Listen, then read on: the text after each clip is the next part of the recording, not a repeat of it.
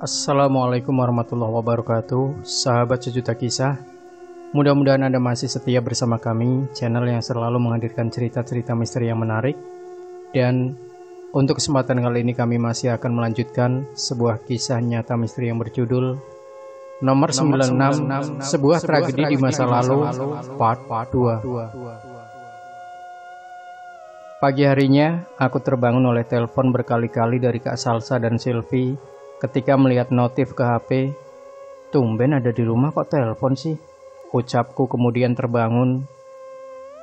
Melihat grup kelas ternyata hari ini kosong dan hanya tugas saja yang semakin menumpuk. Segera aku mengabari Anton dan akan berkunjung ke rumahnya, dan Anton hanya menjawab, iya. Ketika bangun, aku sudah melihat Kak Salsa tidak ada di kamarnya. Rajin sekali udah berangkat lagi. Mungkin tadi telepon aku mau ngasih tahu kali. Ucapku langsung mandi dan melakukan persiapan untuk keluar mengunjungi rumah Anton. Sambil menunggu mesin si kukut panas, aku menerima pesan dari Silvi. Bas, kayaknya harus ketemu deh hari ini, cat Silvi. Ayo Vi, lagian aku kosong. Dan sekalian mau ke rumah Anton, ikut saja yuk, balasku cepat. Tidak lama aku janjian dengan Silvi di salah satu jalan yang terdapat toko besar, dan langsung saja aku berangkat. Baru saja berbelok ke arah rumah-rumah sebelah, aku kaget dengan apa yang barusan aku lihat. Kok Mang Yaya baru keluar dari rumah itu? Ucapku sambil memperhatikan dan memastikan bahwa itu benar-benar Mang Yaya. Entah kenapa pikiranku jadi kemana-mana. Sepanjang jalan menemui Silvi membuat penasaran dan cocok logi dari informasi-informasi yang sebelumnya sudah aku abaikan karena kesibukan perkuliahan. Kini perlahan hadir kembali dengan sendirinya.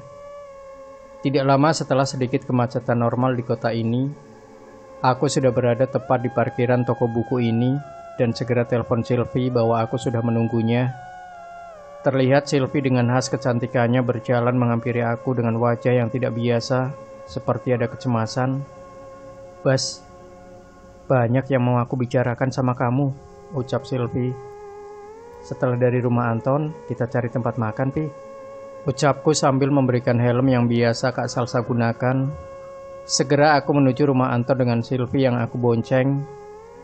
Di perjalanan, Silvi tidak bicara apapun.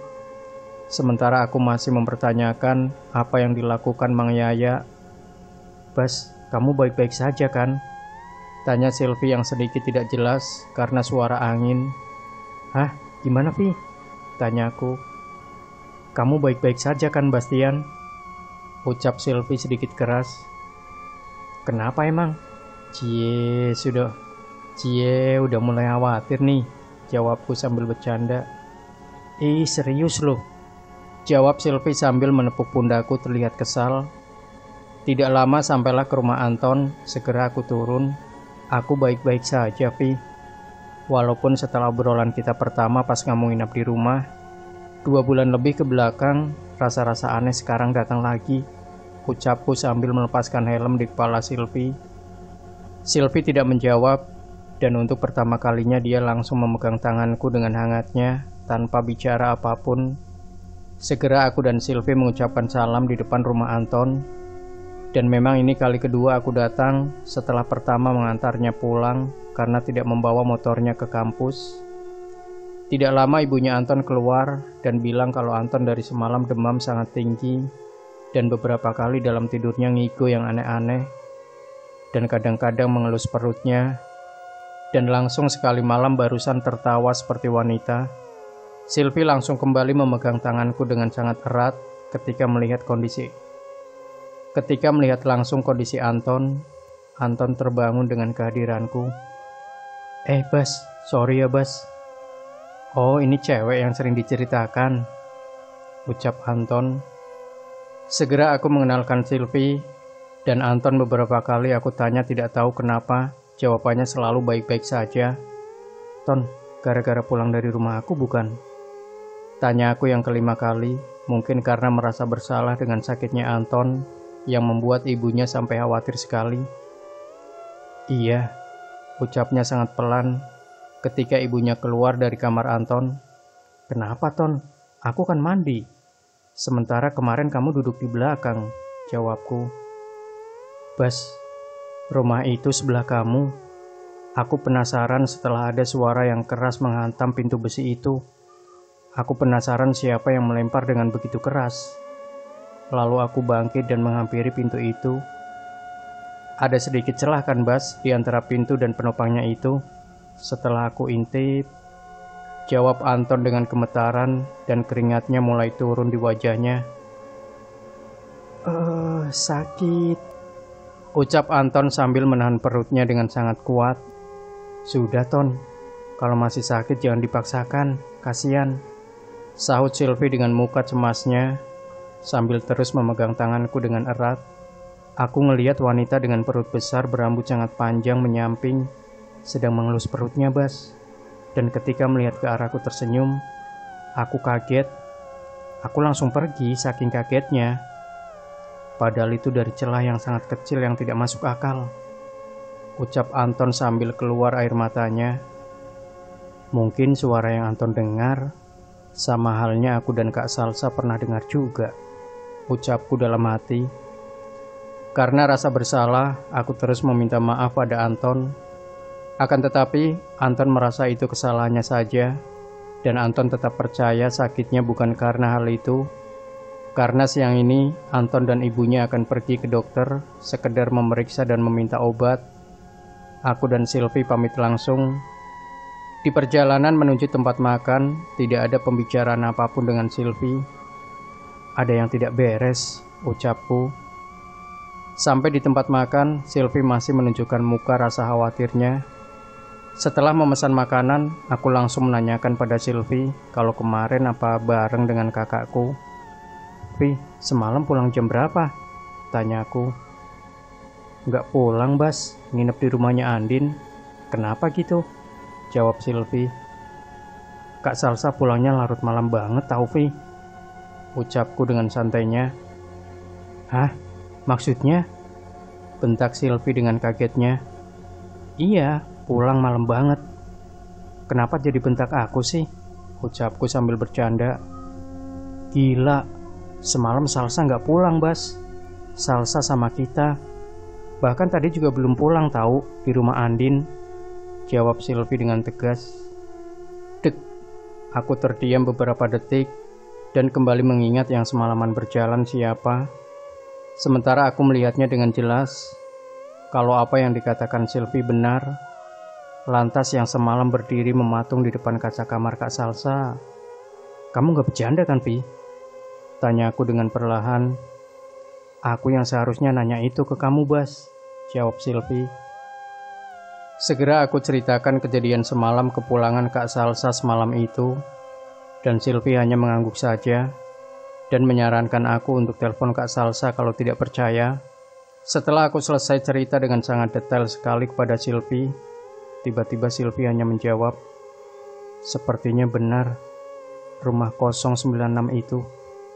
Jawab Sylvie dengan perlahan dengan tatapan kosong. Belum selesai pikiranku dibuat kaget dengan apa yang dikatakan Sylvie tentang kejadian semalam, yang sebenarnya Kak Salsa menginap dengan Sylvie di rumahnya Andin. Sylvie dengan tatapan kosong seperti kejadian sebelumnya di rumahku. Pada waktu pertama berjumpa dengan ekspresi muka yang sama, sangat datar, menyebutkan rumah 096, menambah kaget lagi dengan apa yang dikatakan Sylvie.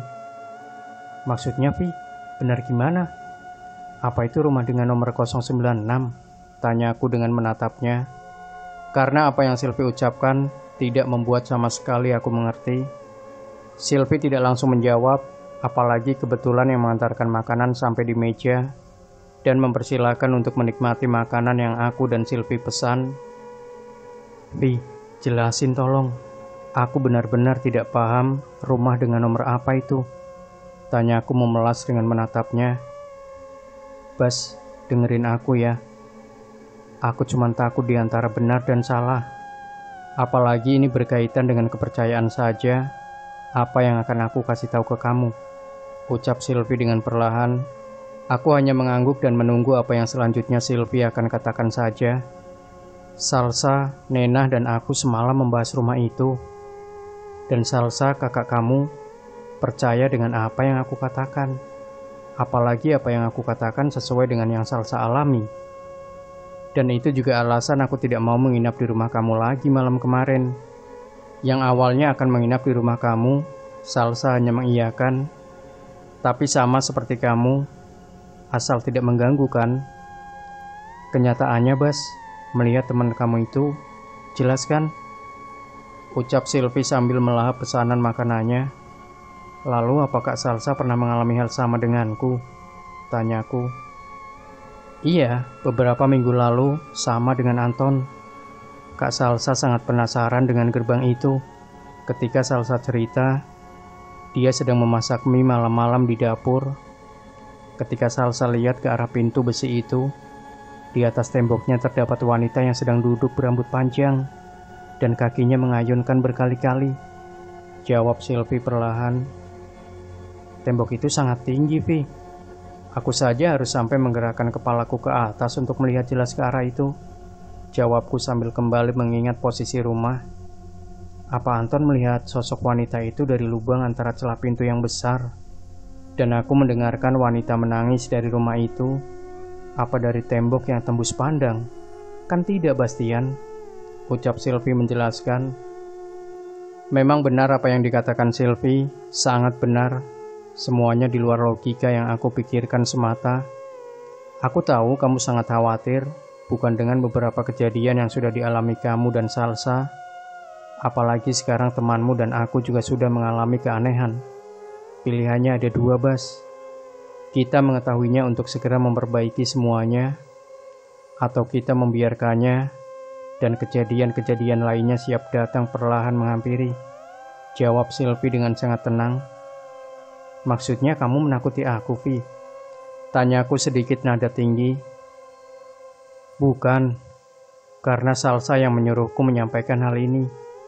Dan Salsa sudah bicara banyak soal ini, Mang Yaya dan segala penasaran kamu. Tapi Salsa tidak tega jika hal ini malah mengganggu ketenangan kedua orang tua kamu. Apalagi nantinya soal kuliah. Begitu, Bas. Jawab Silvi. Aku paham sekali dengan apa yang diucapkan Silvi. Berarti Kak Salsa juga merasakan dan melihat hal yang sama. Ucapku dalam hati. Soal rumah 096, aku mimpi, Bas, semalam. Kak Salsa keluar dari rumah sebelah kamu dengan pakaian yang sangat rapi, putih, dengan celana rok yang sangat rapi juga berwarna hitam, dalam keadaan hamil berjalan dari rumah sebelah kamu. Tapi ketika aku keluar dari rumah kamu menyapa Salsa, dia tidak menjawab, hanya mematung dengan menatap aku sambil menangis. Kemudian dia kembali berjalan. Tidak tahu kenapa aku berjalan ke depan rumah itu, lalu aku ingat betul melihat nomor rumah 096 di belakang pohon beringin besar, pas di samping pintu. Ucap Silvi menjelaskan. Aku mendengarkannya dengan jelas. Semua yang Silvi ucapkan kaitannya sama dengan apa yang pernah aku ketahui. Hanya soal nomor rumah saja 096. Beberapa kali pikiranku mengingat satu persatu apapun yang aku ingat, yang aku rasakan janggal. Kenapa jadi kamu yang melamun, Bas? Tanya Silvi. Vi, nomor rumahku 097. Ucapku perlahan. Iya, Salsa dan Nena juga memberitahuku. Untuk memastikan saja mimpi itu, kejadiannya sama dengan cerita kamu semalam, Bas. Sikap Salsa yang kamu lihat dengan apa yang ada di dalam mimpiku. Walaupun tidak sama persis, tapi mirip gerak dan lain-lainnya, bukan? Tanya Silvi. Iya, benar juga, Vi. Jawabku dengan keringat mulai turun. Yang aku takutkan bukan apa-apa, hanya ketidakbaikan, serta kedepannya tidak mau sampai pada orang tuaku saja. Apalagi kepercayaan dari kedua orang tuaku yang terpikirkan setelah obrolan ini. Tenang, Bas, semuanya akan baik-baik saja. Saranku dan lihat saja nanti, Salsa juga akan bicara sama dengan apa yang akan aku bicarakan sekarang. Tanyakan pada Mang Yaya, sudah, hanya itu saja. Selanjutnya jika sudah, ya sudah saja. Anggap saja ini ada hal yang memang kalian harus terima apapun itu. Jawab Silvi sambil memegang tanganku. Karena dari wajah serta cara dudukku yang sudah tidak tenang, karena hal-hal yang belum terjadi, apalagi rumah itu benar secara cerita mimpi Silvi adalah rumah nomor 096. Silvi tetap membuatku agar tenang dan menjelaskan semuanya akan baik-baik saja. Tapi Silvi juga khawatir yang sama denganku. Takutnya terjadi hal-hal yang lainnya di luar, apapun yang tidak aku harapkan. Aku belum telepon sama sekali Kak Salsa. Selesai menghabiskan makan dengan Silvi, segera aku mengantarnya untuk pulang. Sepanjang perjalanan, Silvi hanya bilang, "Jangan sungkan, Bas. Kalau ada apa-apa di rumah, langsung chat atau telepon aku aja." Aku hanya menjawab dengan beberapa anggukan kepala saja yang berarti setuju. Sampai di rumah Silvi, segera aku sempatkan untuk telepon Kak Salsa. "Kak, mau pulang bareng?" ucapku di telepon. "Kakak udah di rumah, Bas. Langsung pulang aja ya," jawab Kak Salsa singkat. Segera aku berpamitan dengan Silvi. Wajah cemasnya sangat jelas, kemudian tersenyum manis dan tetap meyakinkan aku bakalan baik-baik saja. Segera aku memacu si Kukut untuk menuju rumah. Dengan banyak sekali pikiran yang melintas di kepalaku, beberapa pertanyaan yang ada masih belum tanpa jawaban. Tiba sampai sebelum rumah, aku berhenti tepat di depan rumah yang baru saja Silvi obrolkan lewat mimpinya itu. Segera aku standarkan si Kukut, tepat di depan gerbang besi rumah sebelahku ini. Perlahan aku berjalan, memperhatikan rumah yang sebelumnya belum pernah aku lihat. Sama tuanya bagaimana dengan rumahku. Sebelah mana yang dimaksud Silvi? Tidak ada sama sekali pohon beringin, ucapku dalam hati. Aku ingat dekat pintu ada nomor. Silvi mengucapkan hal itu. Segera mataku mengarah kedua pintu yang lumayan besar itu. Tidak ada sama sekali sebuah nomor rumah. Hanya saja aku melihat seperti sebuah cat yang menimpa dengan ukuran kotak berwarna abu-abu. Sementara cat lainnya berwarna putih, dan dari kejauhan seperti bekas lubang paku yang sudah tercopot. Apa itu bekas nomor rumah 096 itu? Ucapku dalam hati. Namun hanya untuk sekedar memastikan, aku segera menaiki lagi si Kukut, maju melewati rumahku dan berhenti di rumah sebelahnya lagi. Terpampang jelas nomor 098. Iya, benar mimpi Silvi itu, ucapku dan kemudian kembali masuk ke halaman rumah. Baru saja aku masuk, Kak Salsa dengan santainya sore ini sedang duduk di depan. Ketika aku memarkirkan si Kukut, dia langsung menghampiriku, dan aku jelaskan sambil duduk di kursi depan, aku sudah ketemu dengan Silvi, dan Silvi bercerita banyak. "Kakak percaya?" tanyaku. "Iya, Bas. Awalnya kakak mau tanya sama ibu, tapi takut kenapa-kenapa," jawab Kak Salsa. "Jangan dulu. Malam ini aku mau tanya sama Mang Yaya," ucapku perlahan. Kak Salsa hanya mengangguk saja dan tentunya setuju. Apalagi setelah aku ceritakan soal Anton yang sakit setelah kejadian malam kemarin. Akhirnya sore berganti dengan malam tidak terasa. Namun aku sepakat dengan Kak Salsa dan berharap seperti apa yang Silvi katakan, semuanya akan baik-baik saja. Benar saja, sehabis waktu sholat Isya, Mang Yaya terlihat sedang menyirami tanaman di halaman belakang. Kemudian duduk di tempat biasa bersantai. Segera aku hampiri. "Baru selesai, Mang," ucapku sambil duduk di sebelahnya. "Iya, Bas, bikin kaget aja," jawab Mang Yaya. Amang kali melamun. Orang aku buka kunci dapur aja terdengar." Itu kenapa jari Amang kok diperban, Mang?" tanya aku ketika melihat jari sebelah kirinya diperban. "Oh, ini. Gak apa-apa, Bas. Biasa. Habis paku-paku di rumah. Melamun kali, tiba-tiba kena," jawab Mang Yaya sambil mengelus jarinya. "Kemarin aku isi alamat, Mang, buat data di kelas gitu. Pas aku tulis nama jalan ini, aku tulis juga nomor rumah ini 097. Bener kan ya, Mang?" tanya aku dengan berbohong untuk memulai obrolan supaya tidak curiga. "Iya, bener, Bas. Itu kan ada di depan juga," jawab Mang Yaya sambil menyalakan rokok. Berarti rumah yang sana nomornya berurutan ya, Mang? Tanyaku sambil menunjuk ke rumah sebelah tanpa pintu penghubung besi itu. Nah iya, ke sana 098 dan ke sana 096, Bas. Dari sana maju nomornya, jawab Mang Yaya dengan biasa saja. Baru saja aku akan mengajukan pertanyaan lain pada Mang Yaya. Tiba-tiba terdengar suara Kak Salsa terjatuh dan berteriak sangat kencang di ruang tengah rumah. Segera aku dan Mang Yaya menghampiri Kak Salsa yang sedang duduk di kursi depan TV. "Kak, apa barusan? Kenapa teriak?" tanyaku. Kak Salsa masih saja diam dengan tatapan kosong, menatap ke arah televisi yang masih menyala. "Kerasukan," sahut Mang Yaya berada di sebelahku. "Maksudnya, Mang?" Ucapku tidak mengerti karena melihat Kak Salsa wajahnya semakin pucat.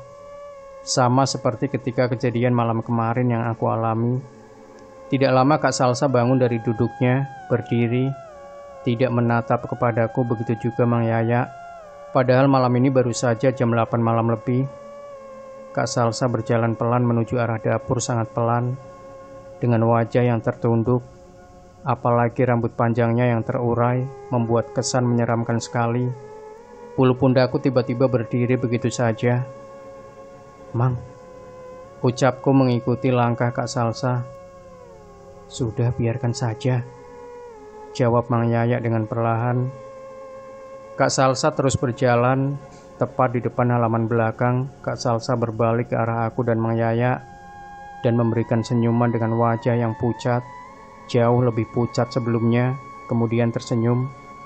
"Mang, apa tidak apa-apa ini?" ucapku mulai khawatir. Mang Yaya tidak menjawab, hanya menatap kembali Kak Salsa dengan tajam. Kemudian yang membuat aku kaget, Kak Salsa sambil berjalan pelan ke arah pintu besi yang menjadi pemisah yang masih terkunci itu, sambil mengelus perutnya seperti orang hamil. Kemudian menepuk-nepuk pintu yang terkunci dengan sekuat tenaga, dan aku yakin itu sangat keras. Apalagi bukan tenaga Kak Salsa bisa menepuk sekuat itu dengan sangat keras. "Iya, sosok itu kembali lagi," ucap Mang Yaya yang masih membiarkan tingkah Kak Salsa sekarang mendorong pintu dengan perlahan. Tidak lama Mang Yaya menghampiri Kak Salsa, memegang bagian kepalanya. Tiba-tiba Kak Salsa terjatuh begitu saja dan dipangku ke dalam rumah oleh Mang Yaya. Di tengah rumah setelah diberikan minum oleh Mang Yaya, Kak Salsa belum juga sadar. Pikiranku tidak fokus sama sekali dan Mang Yaya memindahkan Kak Salsa ke dalam kamarnya. "Siapa itu?" ucapku dalam hati ketika melihat ke arah cermin. Dari cermin berlawanan melihat sosok perempuan berbaju putih mematung sambil mengelus perutnya berkali-kali. "Sudah, jangan dilihat," ucap Mang Yaya dengan serius. Jauh berbeda dengan sosok Mang Yaya seperti biasanya. Segera aku dan Mang Yaya duduk di sofa depan televisi. "Malam ini Amang tidur di sini, Bas. Jangan dulu kasih tahu orang rumah. Kasihan, pasti sangat khawatir," ucap Mang Yaya sambil menyalakan rokok. "Awalnya Amang senang. Sudah 2 bulan kalian tinggal di sini dan semuanya baik-baik. Tapi akhirnya seperti ini. Amang sudah sarankan pada Teteh, jangan kalian tinggal di sini. Takutnya seperti ini," ucap Mang Yaya. "Memangnya kenapa, Mang?" tanyaku pura-pura tidak mengetahui apapun. "Amang yakin kalian adalah cucu dari nenek dan kakek kalian, Suherman. Lantas tidak mungkin kalian tidak merasakan atau bisa bersikap biasa saja ketika awal mula Amang beritahu kalian aturan jangan menanyakan hal soal rumah sebelah. Kenyataannya dan kejadiannya seperti ini. Bukan salah Teteh juga yang terlalu percaya pada anak-anaknya, kamu dan Kak Salsa. Tapi gangguan itu bakalan tetap ada sampai kapanpun, Bas," jawab Mang Yaya. "Jujur, Mang, Bastian sangat penasaran. Tapi apa daya, ibu, bapak, dan Amang tidak bercerita apapun hingga kejadian seperti ini," jawabku. "Nyawa. Kamu paham, Bas? Ini soal nyawa. Ini soal masa lalu yang tidak jelas. Dan nenek kamu yang menjadi kambing hitam dari kejadian masa lalu. Makanya ibu kamu tidak memberitahu kamu apapun, bentak Mang Yayak sambil menatapku. Aku kaget dengan bentakan Mang Yayak padaku yang membuat aku mematung tidak bisa bicara apapun, apalagi ada kalimat nyawa. Amang gak mau ini terjadi sama Kak Salsa.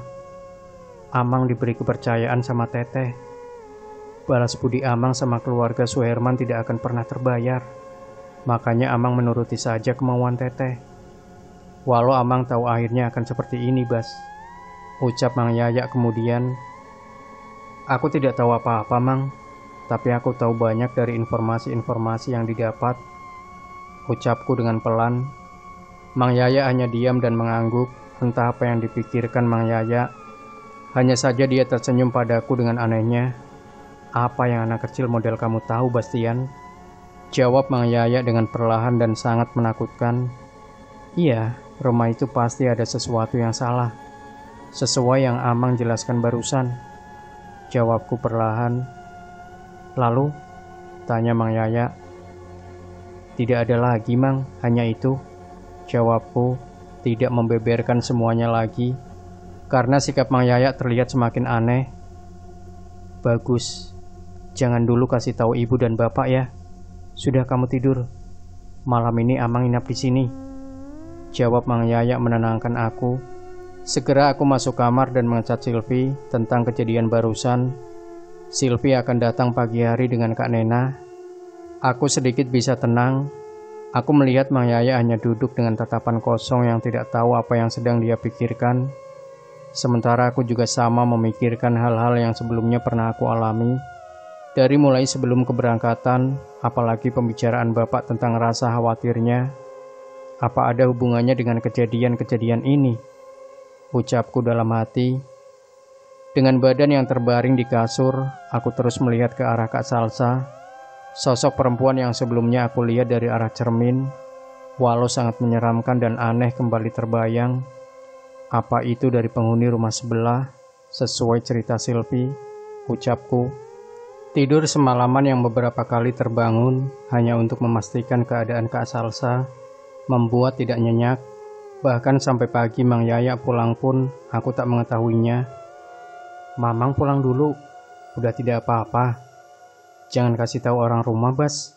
Kasihan takutnya khawatir, ucap Mang Yayak sambil membangunkan aku. Iya, Mang, jawabku sambil bangun. Baru saja bangun ketika melihat HP sudah ada pesan masuk dari Silvi. Mang Yayak kenapa, Bas? Nanti ngobrol ya di rumah kamu. Aku berangkat sekarang, pesan dari Silvi. Ketika aku lihat jam masuk chat itu jam 7.00 dan sekarang sudah 1 jam lebih dari pesan itu masuk. Tidak tahu kenapa, rasa percaya pada Silvi selalu aku rasakan. Di balik soal perasaan, karena apapun informasi yang dia berikan, tidak pernah melenceng. Apalagi selama dekat dengannya, dia banyak cerita sebuah kebetulan yang selalu menjadi kenyataan. Tidak lama aku melihat Kak Salsa bangun dan duduk di sofa depan televisi. Kak, gimana? Sudah makan? Tanyaku. Bas, semalam Kak Salsa ngelihat di sana ada perempuan, mengelus perutnya berkali-kali. Kemudian kakak tanya, tapi kakak lupa lagi. Tahu-tahu udah bangun aja ini, jawab Kak Salsa sambil melamun. Udah Kak, semalam ada kejadian aneh. Kakak kerasukan, jawabku perlahan. Dari kemarin kakak chat sama Silvi terus, Bas. Bahas semua kejadian aneh di sini. Kakak udah benar-benar takut, Bas, diam di sini. Siap-siap yuk, untuk beberapa hari jangan dulu di rumah ini. Kakak udah benar-benar takut sekali, Bas. Perempuan itu selalu kakak lihat, ucap Kak Salsa dengan gemetaran. Ya udah ayo, kakak juga siap-siap. Sebentar lagi Silvi sama Kak Nena kesini, bisa keluar bareng aja, jawabku mengikuti apa yang diinginkan Kak Salsa. Segera aku mandi dan menyiapkan semuanya. Selesai mandi bagian Kak Salsa, aku membawa beberapa salin saja, walau belum tahu akan tinggal dulu sementara di mana. Tidak lama Kak Nena dan Silvi datang mengucapkan salam di depan rumah. Segera aku buka. Bas, Salsa gimana? Tanya Kak Nena. Kak Salsa ketakutan benar-benar. Nggak pengen tinggal di sini dulu, jawabku. Jangan dulu ditanya soal kejadian pada Salsa. Mau di rumahku juga tidak apa-apa, Bas, untuk sementara, jawab Sylvie. Di rumahku saja, Vi. Lagian sudah beberapa kali aku tawarkan pada Salsa tidak mau terus, sahut Kak Nena sambil duduk di kursi depan rumah sambil mengobrol dengan Sylvie dan Kak Nena. Akhirnya Kak Salsa keluar dengan membawa tas yang lumayan besar. Segera aku mengambil tasku juga. Baru saja keluar dari kamar, tiba-tiba ada suara keras sekali menggedor pintu dapur. Tapi aku abaikan begitu saja. Suara apa itu, Bas? Tanya Kak Salsa. Sudah, ayo Bas, biarkan saja, sahut Sylvie. Segera aku mengunci pintu rumah dan melihat Kak Salsa benar-benar sangat ketakutan. Walau aku belum tahu cerita dari apa saja yang sudah dialaminya sampai ketakutan seperti itu. Aku dan Sylvie satu motor, sementara Kak Salsa dengan Kak Nena baru saja keluar rumah dan berbelok ke arah rumah yang aku yakini dan Sylvie nomor 096 itu. Tiba-tiba Sylvie bilang, "Di sana, Bas," ucap Sylvie. "Aku kemarin sudah lihat, Vi. Tidak ada nomor itu. Yang aku lihat seperti ada cat berbeda. Sepertinya udah dicopot. Temboknya seperti ada bekas paku yang tertancap." Ucapku tiba-tiba ingat semalam jari tangan Mang Yayak diperban. "Oh, pantas saja," jawab Sylvie. Aku mengikuti di belakang motor Kak Nena karena belum sama sekali berkunjung ke rumahnya. Sementara sepanjang perjalanan, Sylvie menceritakan dan penasaran kepada Mang Yayak. Karena menurut dia, hanya Mang Yayak satu-satunya kunci yang mengetahui semuanya yang terjadi di 2 bulan kemarin. Sampai di rumah Kak Nena, baru saja turun, aku merasakan getar HP-ku yang aku simpan. Di saku celana segera aku lihat. "Anton," ucapku. Sylvie, Kak Nena, dan Kak Salsa segera masuk. Sementara aku segera mengangkat telepon dari Anton. "Halo Ton," ucapku. "Bas, alhamdulillah aku sudah mendingan. Sorry ya, kemarin harus sampai datang ke rumah." "Di mana itu? Ada obrolan penting?" tanya Anton. "Baru sampai banget ini di rumah temennya Kak Salsa, Ton. Udah bisa bawa motor belum?" tanyaku. "Udah, Bas. Hari ini udah sembuh total. Lagian jenuh di rumah. Aku kesana. Di mana alamatnya? Kirim ya di chat. Aku kesana," jawab Anton. "Oke, siap. Aku tanyakan dulu, Ton. Nanti aku kirim di chat," jawabku sambil menutup telepon. Di dalam sudah ada ibunya Kak Nena. Segera aku berkenalan dengan ibunya Kak Nena dan benar-benar sangat baik. "Sorry ya, Bas, Sa. Aku ceritakan semuanya juga sama ibu. Dan ibu orangnya santai kok. Lagian ayah jarang pulang. Jadi ibu setuju aja kalian tinggal dulu di sini," ucap Kak Nena. "Gak apa-apa Kalina, kayak sama siapa aja," jawab Kak Salsa. Segera aku meminta alamat lengkap rumah dan mengirimkan langsung ke Anton. "Anton sudah sembuh, Bas?" tanya Sylvie. "Katanya begitu, Vi. Jadi dia mau ke sini," jawabku. Ibu Kak Nena ternyata memiliki usaha yang sama dengan bapak. Jadi setelah obrolan singkat, Ibu Kak Nena segera menuju toko. Setelah kegiatannya di rumah selesai, "Pi, bener loh kata kamu itu. Perempuan itu ada lagi semalam. Aku tidak tahu kenapa. Langsung nanya aja, kamu siapa?" Setelah itu, aku tidak tahu apa-apa, ucap Kak Salsa tiba-tiba. "Kak, aku belum tahu kejadiannya. Kenapa sampai ketakutan seperti itu?" "Karena aku juga mengalaminya," sahutku. "Kakak pikir semuanya akan baik-baik saja. Karena kakak dan kamu, Bas, tidak pernah melanggar aturan yang Mang Yayak katakan. Kenyataannya, gangguan apa yang kakak alami benar-benar terjadi. Kakak malam itu duduk sendiri di halaman belakang karena gerah. Tidak tahu kenapa tiba-tiba kakak melihat perempuan yang duduk di ujung tembok pemisah dengan rumah sebelah itu, sambil mengayunkan kakinya," ucap Kak Salsa. Benar berarti apa yang sebelumnya Sylvie bicarakan. Kakak juga sudah hampir 4 kali mendengar pintu besi itu seperti dilempar benda keras dari arah rumah sebelah. Kejadiannya pas ketika kamu tidak ada di rumah, Bas. Ucap Kak Salsa lagi sambil gemetaran. Sudah sah, yang penting kan di sini aman dulu. Sahut Kak Nena. Sah, dari awal aku kan udah bilang. Sebelumnya pertama ke rumah itu, rumah sebelah emang aku mendengar tangisan sangat kencang. Sudah ya, tenangin dulu di sini, sahut Silvi. Tidak lama Anton sudah di depan mengucapkan salam, karena aku mengirim alamat sangat lengkap, termasuk warna cat rumah Kak Nena.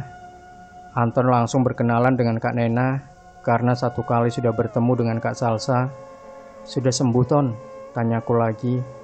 Anton hanya mengangguk saja, seperti menahan apa yang ingin dia bicarakan.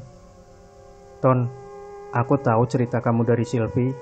Setelah Silvi chat dengan aku, benar ada hubungannya dengan rumah sebelah. Sorry, kamu jadi sakit juga? Tanya Kak Salsa langsung. Sorry ya Bas, aku nggak bilang dulu soal ini ke kamu. Ucap Silvi merasa tidak enak.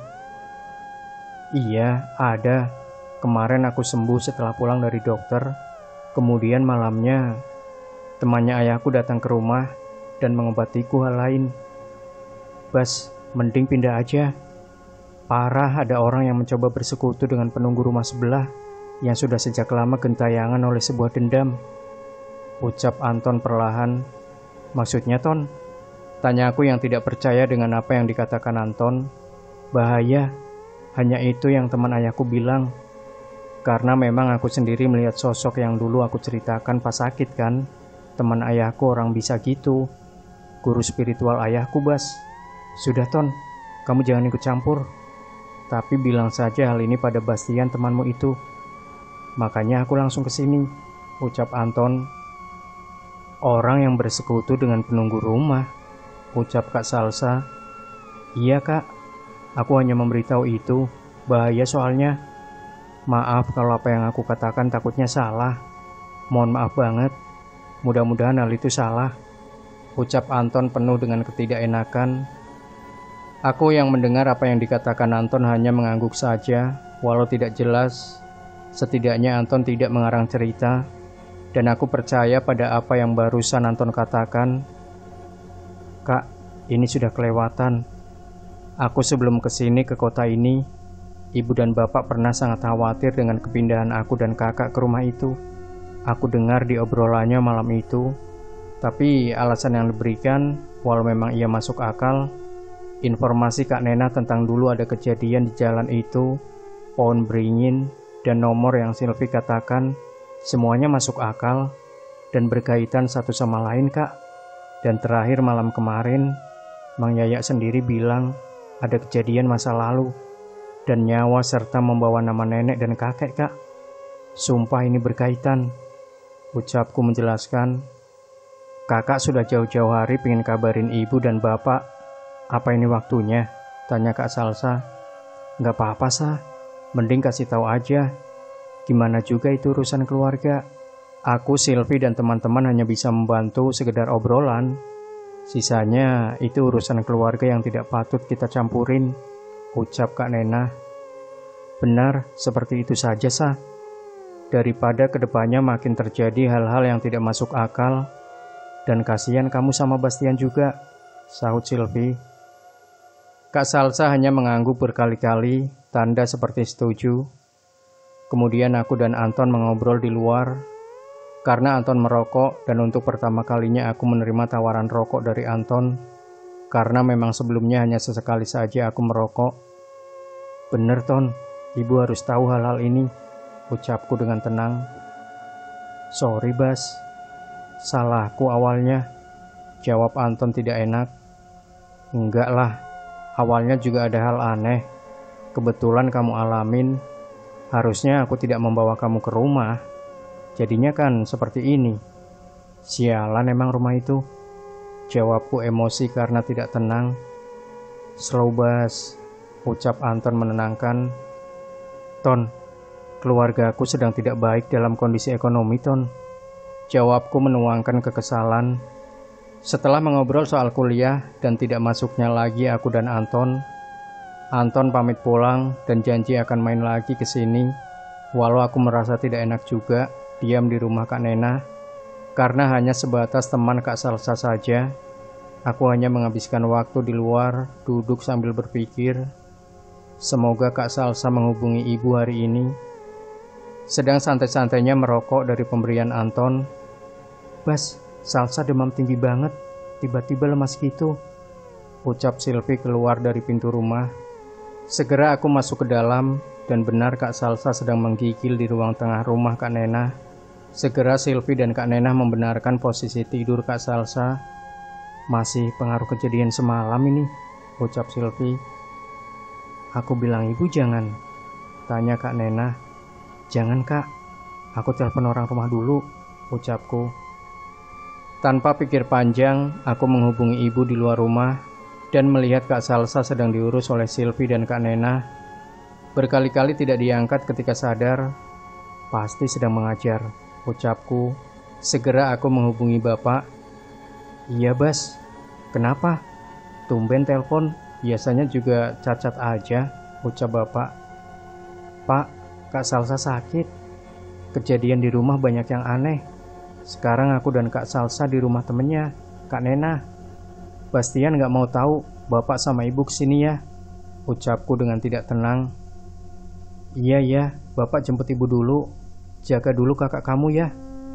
Pasti sekarang sore juga bapak ke situ. Kirimkan alamat lengkap rumah Nenah ya," jawab bapak sama paniknya denganku. Segera aku copy alamat yang sebelumnya dikirim ke Anton dan sudah aku kirimkan ke kontak bapak. Segera aku masuk ke dalam rumah dan Kak Salsa sudah tertidur. Keringat di badannya bercucuran sangat banyak sekali. Aku hanya duduk diam di samping Kak Salsa. "Kak, tidak apa-apa, nanti kesini orang tuaku ya," ucapku perlahan. Aku, Kak Nena, dan Silvi saling bercerita masing-masing yang terasa janggal di rumah bekas peninggalan nenekku itu. Dan aku mengiyakan apa yang mereka katakan. Tidak lama ada telepon dari ibu masuk. "Bas, ibu sudah di jalan ini. Tunggu ya Bas.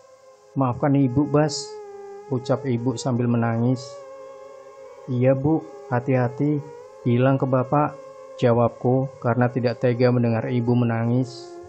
Sampai sore hampir berakhir, Kak Salsa belum juga bangun dari tidurnya, menambah rasa khawatir yang aku rasakan. Sementara Nenah dan Silvi tetap ada sambil melakukan aktivitas tugas mereka di samping Kak Salsa. "Lah, Salsa sakit?" ucap ibu Kak Nenah yang baru pulang dari toko. "Iya bu," jawab Kak Nenah. Ibu Kak Nenah duduk di sebelah Kak Salsa sambil menggelengkan kepalanya. "Semoga lekas sembuh. Kasihan ini mah." Tidak lama ibunya Kak Nenah mengelapi wajah dan badan Kak Salsa perlahan.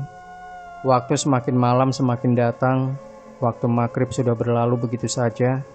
Sementara Kak Salsa masih saja tertidur. Beberapa kali hanya tersenyum dari wajah Kak Salsa. Yang aku lihat itu bukan senyuman khasnya.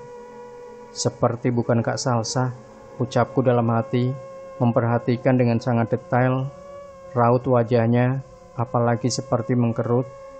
"Ya, itu bukan Kak Salsa," ucapku pelan. Apalagi berkali-kali hanya tersenyum, padahal matanya Kak Salsa tertutup. Aku semakin khawatir sekali. Aku masih saja menunggu harap-harap cemas kabar dari bapak dan ibu. Padahal ini adalah weekday yang setauku selama sudah hampir 2 bulan menikmati jalanan kota tidak pernah selama ini menunggu ibu. "Sampai mana Bas orang tua?" ucap Silvi dengan khawatir. "Belum tahu Vi. Barusan sudah aku chat ibu, tapi belum ada balasan sama sekali," jawabku. Kondisi Kak Salsa semakin parah, apalagi beberapa kali melihat keringatnya semakin bercucuran lebih dari sebelumnya. Bahkan ibu Kak Nenah juga beberapa kali mengelap keringat itu dan terlihat sangat khawatirnya sama denganku saat ini. Tidak lama HP-ku bergetar, kemudian berdering. Ada nomor masuk ke HP-ku. Bahkan Silvi juga melihatnya berbarengan denganku. "Angkat aja Bas, siapa tahu penting," jawab Silvi. "Halo?" ucapku sambil mengangkat telepon. "Bas, ini Mang Yaya. Ini Amang sama ibu dan bapak sudah di jalan. sebentar lagi sampai. Aku hanya diam dan entah kenapa memikirkan sesuatu yang aneh, dan telepon kembali terputus begitu saja. "Siapa, Bas?" tanya Silvi. Segera aku menarik Silvi untuk ikut denganku mengobrol di luar rumah Kak Nena, dan Silvi mengikuti langkahku duduk di depan rumah Kak Nena. "Vi, barusan Mang Yaya yang telepon, katanya dengan ibu dan bapak."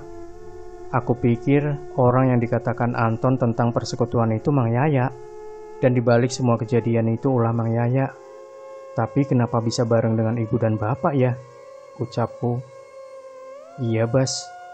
Tidak tahu aku kalau begitu. Tapi semoga bukan Mang Yaya benar. Mungkin ada hal-hal lainnya, Bas," jawab Silvi dengan tenang. Bahkan ingatanku melihat Mang Yaya yang pernah keluar dari rumah sebelah nomor 096 itu tidak pernah aku katakan kepada Silvi. Hanya aku simpan baik-baik saja. "Iya, semoga aja tuduhanku salah, Vi," ucapku. Tidak lama benar saja ada mobil yang aku kenal berhenti di depan rumah Kak Nena. Kemudian ibu, bapak, dan Mang Yaya keluar dengan tergesa-gesa. "Gimana kakak kamu, Bas?" tanya bapak. Aku jelaskan keadaan Kak Salsa, sementara ibu, Mang Yaya, dan Silvi ke dalam rumah. Aku yang belum menjawab pertanyaan bapak melihat dari luar.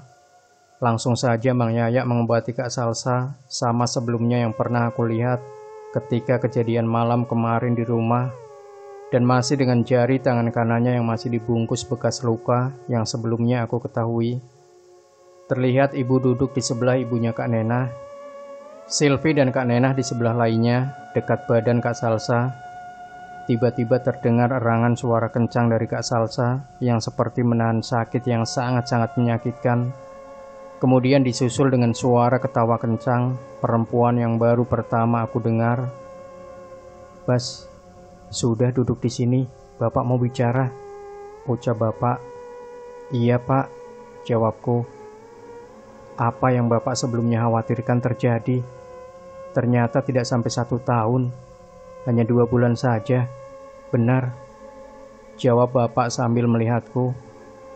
"Pak, apapun itu, kesembuhan Kak Salsa lebih penting. Bastian jujur sudah tidak peduli apa masa lalu yang terjadi. Niatnya kan Bastian hanya ingin kuliah, tidak ingin kejadiannya seperti ini," jawabku dengan sedikit tegas. "Benar, tapi Bas, nanti ibu sendiri yang akan jelaskan kepada kamu," jawab bapak seperti menahan apapun yang ingin bapak sampaikan, dan kemudian mengelus-elus kepalaku. Segera aku ke dalam, sementara bapak tetap menunggu di luar. Di dalam aku tidak tahu dan sedikit lega, Kak Salsa sudah dalam keadaan terbangun, sementara matanya masih melihat dengan tatapan kosong. "Gimana kondisi Kak Salsa, Mang?" tanyaku. "Beginilah Bas, sulit," ucap Mang Yaya. Tidak tahu kenapa ibu tiba-tiba pamit pada ibu Kak Nena dan berterima kasih. Kemudian Mang Yaya mengangkat Kak Salsa yang masih belum sadar. Aku masih dibuat heran dengan kondisi ini, atau mungkin tidak enak dengan segala yang terjadi karena tidak mau merepotkan ibunya Kak Nena. Segera aku membawa tas Kak Salsa dan mengantarkannya ke dalam mobil. Ibu belum bicara apapun, raut wajahnya hanya kosong dan kecemasan yang aku lihat. "Kemana ini, Bu?" tanyaku. "Balik ke rumah saja, Bas," ucap ibu dengan sangat pelan. Mang Yaya hanya mengangguk, kemudian bapak menyuruhku menyusul dan aku setuju. Kemudian aku kembali masuk ke dalam rumah dan pamitan kepada ibu Kak Nena dan Silvi. Aku diantarkan ke depan oleh Silvi yang sangat khawatir dengan keadaanku. "Bas, itu Kak Salsa kosong. Yang di dalam adalah perempuan yang sebelumnya kamu ceritakan dan Kak Salsa lihat. Hati-hati ya Bas, kabarin aku sebisa mungkin," ucap Silvi sambil terlihat menahan air mata. "Pasti Vi, makasih ya Vi, aku pulang dulu, pasti aku kabarin," jawabku segera meninggalkan rumah Kak Salsa dengan mengendarai si Kukut. Sepanjang perjalanan, aku dilema dengan pikiranku sendiri. Di sisi lain, aku sama sekali tidak tahu apa yang sebenarnya terjadi dan kenapa sampai seperti ini. Di sisi lain, aku sangat khawatir dengan Kak Salsa. Dan di sisi lainnya juga penasaran dengan rumah nomor 096 itu, juga kepada Mang Yaya. Pikiran yang semakin liar ini terus menemaniku melewati jalanan kota ini. Memikirkan kesalahan tidak akan pernah menjadi kebaikan, dan memikirkan kebaikan selamanya hanya pikiran saja, tanpa perlakuan memperbaiki kesalahan itu. Tidak lama setelah sampai di rumah, kembali aku berhenti di depan gerbang rumah nomor 096 ini. Aku perhatikan baik-baik. Memang kesan di malam hari sangat berbeda jauh, lebih menyeramkan, walau perasaan itu mungkin pikiranku sendiri yang membuat. Kurang dari 2 menit aku segera menyalakan si Kukut kembali dan masuk ke dalam halaman rumah. Benar saja mobil bapak sudah berada di halaman rumah. Aku tidak melihat orang di depan rumah. Segera aku masuk dan melihat Kak Salsa terbaring dengan mata yang masih terbuka sayu dan tidak bicara apapun. "Sudah ya, Salsa malam ini juga mau dibawa pulang saja," jawab ibu dengan nada pelan. Mang Yaya masih mencoba segala cara seperti apa yang aku lihat sekarang. Bapak lebih banyak diam dan menatap Kak Salsa terus-menerus. "Bas, sini ikut ibu," ucap ibu sambil berjalan pelan ke belakang rumah. Ibu langsung duduk di halaman belakang rumah. Setelah membuka kunci pintu dapur dan menatap kosong ke arah gerbang pemisah rumah dengan rumah sebelah. "Kenapa ibu mengajak aku ke sini dan menatap ke arah pintu itu?" tanya aku duduk di sebelah ibu. "Kamu tahu ketika ibu ke sini tidak duduk di sini kan?" jawab ibu perlahan. Aku hanya mengangguk dan membenarkan apa yang dikatakan ibu. Karena ketika mengantarkan ke sini, ibu memang tidak sama sekali ke halaman belakang. 13 tahun yang lalu, ketika usia kamu 3 tahun, dan tahun itu di mana nenek meninggal tidak wajar. Semua kenangan di halaman belakang ini, memori ibu begitu sakit. Ingatan ibu terluka, dan perasaan ibu hancur. Ucap ibu sangat pelan ketika aku lihat air matanya keluar begitu saja. "Aku tidak pernah tahu soal itu, Bu," ucapku menjawab dengan pelan. "Sama, kakakmu juga tidak pernah tahu hal ini. Hari itu keadaan keluarga kita sedang, dan kamu juga tahu sendiri ekonomi keluarga kita tidak lekas membaik.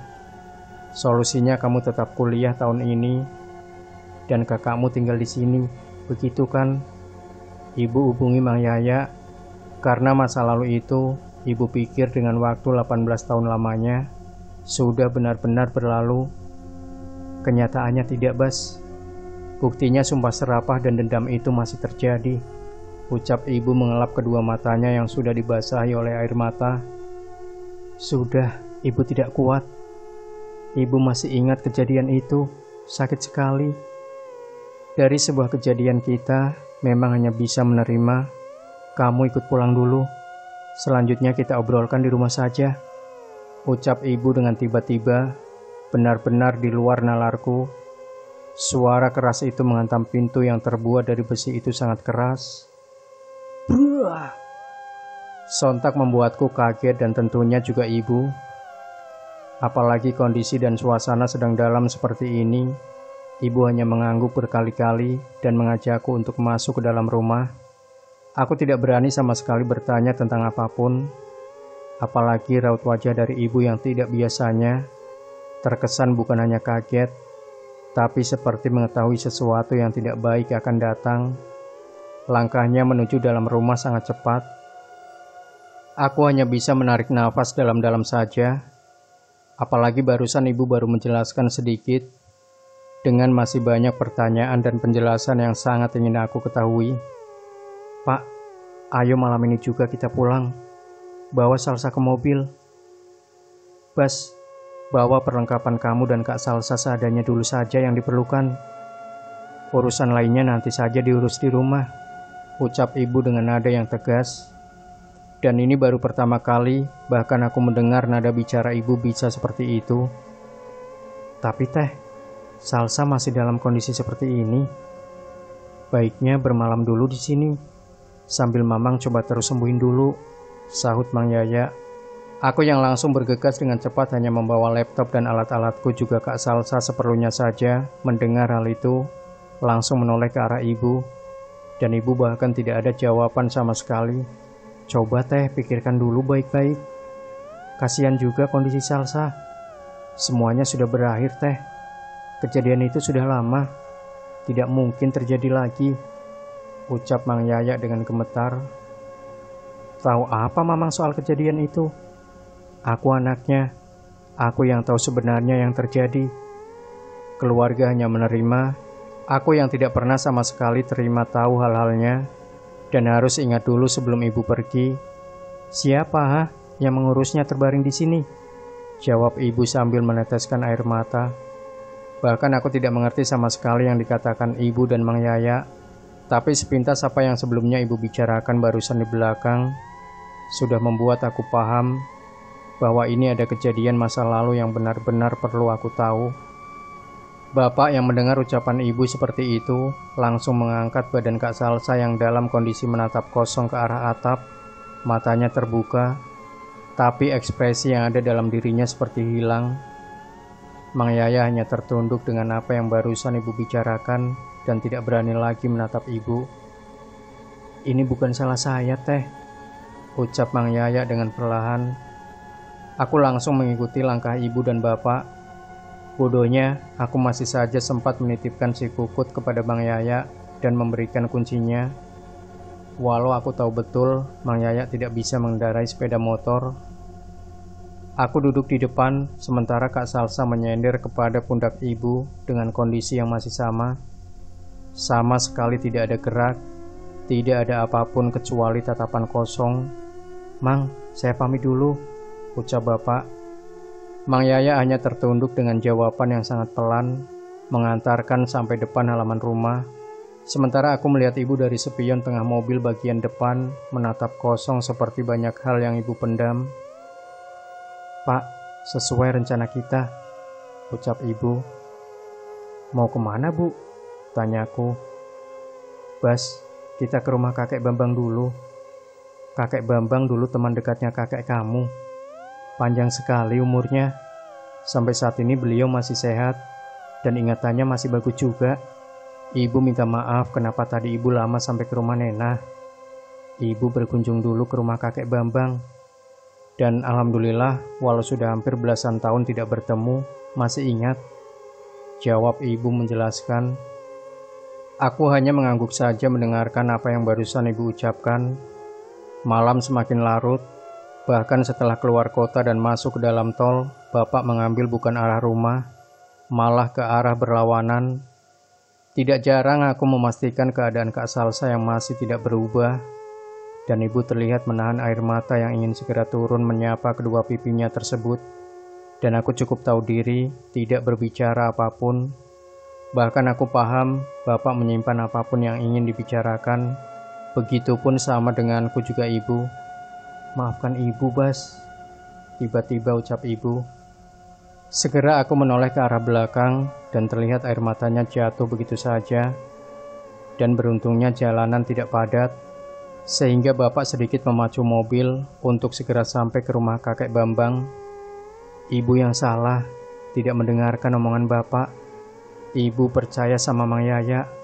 Sebelum ibu putuskan kamu tinggal di rumah itu, ibu sudah bicara panjang dengan Mang Yaya dan Mang Yaya. Ibu sudah bicara panjang dengan Mang Yaya. Dan Mang Yaya berhasil meyakinkan ibu. Teh, semuanya bakalan baik-baik saja, ucap ibu perlahan. Bapak hanya mengangguk mendengarkan sebuah pengakuan dari ibu. Tapi kenyataannya, dan ibu percaya sekarang hal-hal dulu yang selalu bapak wanti-wanti soal Kak Salsa akhirnya terjadi. Setelah 20 tahun waktu yang berlalu, tidak tahu dosa siapa, tapi ibu yakin nenek kamu tidak bersalah dan tidak pernah memiliki rasa yang dibanggakan dengan kelahiran Kak Salsa pada saat itu pada keluarga Dirman. Jawab ibu. Dirman siapa, Bu? Tanyaku langsung. Dirman pemilik rumah kosong di sebelah itu, Bas, yang ada pintu penghubung dengan rumah nenek kamu. Jawab bapak. Rumah nomor 096, ucapku. Kamu tahu nomor itu? Tanya ibu sangat heran. Dan baru saja aku akan menjawab, tiba-tiba Kak Salsa tertawa sangat menakutkan, seperti pada film-film horor yang sebelumnya pernah aku dengar. dan baru kali ini aku mendengarnya langsung. Bulu pundakku berdiri dengan begitu saja dan benar-benar menakutkan, apalagi dengan muka tanpa ekspresi, hanya matanya yang melotot seperti ingin lepas. "Sebentar lagi sampai. Tahan dulu ya, Kak," ucap bapak dengan gemetar. Ibu hanya kembali meneteskan air matanya yang mulai tidak ada hentinya mengalir begitu saja. Dalam kondisi seperti ini, aku dan pikiranku yakin sesuatu yang aneh dengan semua ini akan segera aku ketahui. Masih aku sempatkan untuk mengecek HP-ku.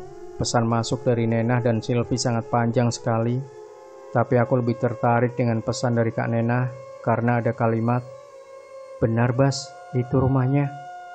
Segera aku klik pesan itu dan aku baca perlahan, dan benar saja, kata ibuku setelah aku cerita semuanya, "Benar Bas, kalau kamu masih ingat di pertemuan kita pertama dengan Salsa, aku pernah bilang, di jalan itu dulu pernah ada kejadian yang melegenda. Soal kejadian yang aku sebutkan itu benar samping sebelah rumah nenek kamu. Kalau rumah nenek kamu 097, berarti rumah itu 096. Benar Bas, itu rumahnya." Isi pesan Kak Nena. Aku hanya menarik nafas dalam-dalam, seolah tidak percaya dengan semua yang sudah berlalu. Tapi aku hidup dalam kenyataan dan kondisi saat ini yang sedang aku alami.